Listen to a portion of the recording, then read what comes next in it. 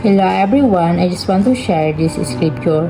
Obey God's commands. We don't just read the Bible, we also obey what it says. However, if you suffer as a Christian, do not be ashamed, but praise God that you bear that name. 1 Peter 4 verse 16.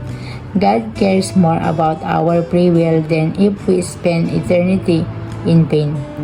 Blessed are those who are persecuted and never be ashamed of the Lord's name. Our God, the Creator, came down in human flesh to redeem His creation. God is the kingdom, the power, and glory forever. The wondrous love of God from everlasting to everlasting. He is God, very powerful indeed. Lord, we thank for dying the cross for us, for paying the unpayable price, taking all transgressions and iniquity. Even though we don't deserve, you have show us mercy and grace and eternal life as a gift. We thank you, Lord, for all that you have done in good and bad times. The word repentance means change directions, the pattern of our living, and in everything in. God's love was expressed in His giving up His Son to die in our stead. His sacrifice no one should walk past without kneeling and acknowledging it in total surrender. He is the forgiveness and kindness and love of God.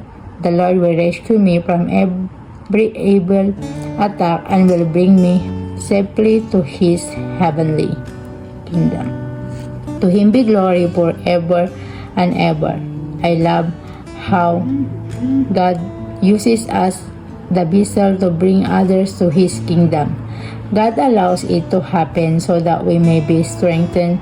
We don't have to be sad when you receive tribulation in our life, because tribulations strengthen our faith. Think about it. If you have been able to face a lot of challenges and be still in faith, we become stronger and closer to God. Not only so, but we also glory in our suffering, because we know that suffering produces perseverance. The moments when we don't feel anything are the moments we are closest with Christ, because that's when we have to walk with sheer faith alone. God does not depart from us for as long as we keep good faith in Him. He is with us always. Also, the things that you go through are not made to hurt us or bring us down. Rather, for we to grow and become even stronger, so that we may ultimately have everlasting life in heaven with Christ.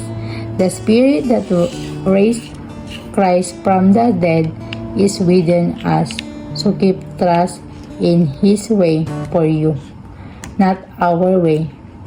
No temptation has overtaken you except such as is common to man, but God is faithful, who will not allow you to be tempted beyond what you are able, but with the temptation will also make the way of escape, that you may be able to bear it. At the cross where I first saw the light, I submitted my life to Jesus Christ as my Lord and Savior. Jesus said, "If you love me, keep my commandments." We have to obey God's 10 commandments and keep the Sabbath day holy. It's on the 7th day of the week. You guard your heart. You need to guard your senses. What are you looking at? What are you listening to? Self-discipline is a small part, giving the Lord Jesus control in the answer. Read Bible daily as well. Pray often. Do right. Confess our sins to God. Don't conform to the way of the world. Praying to God at all times and thanking Him in all circumstances. The Bible study and meditating will also help us to know God's will.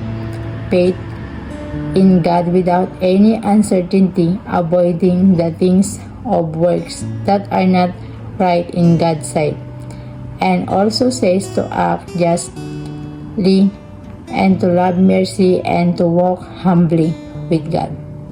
At His name, kingdom will collapse, crowns will fall, and all creation will bow. Thank you, everyone. God bless.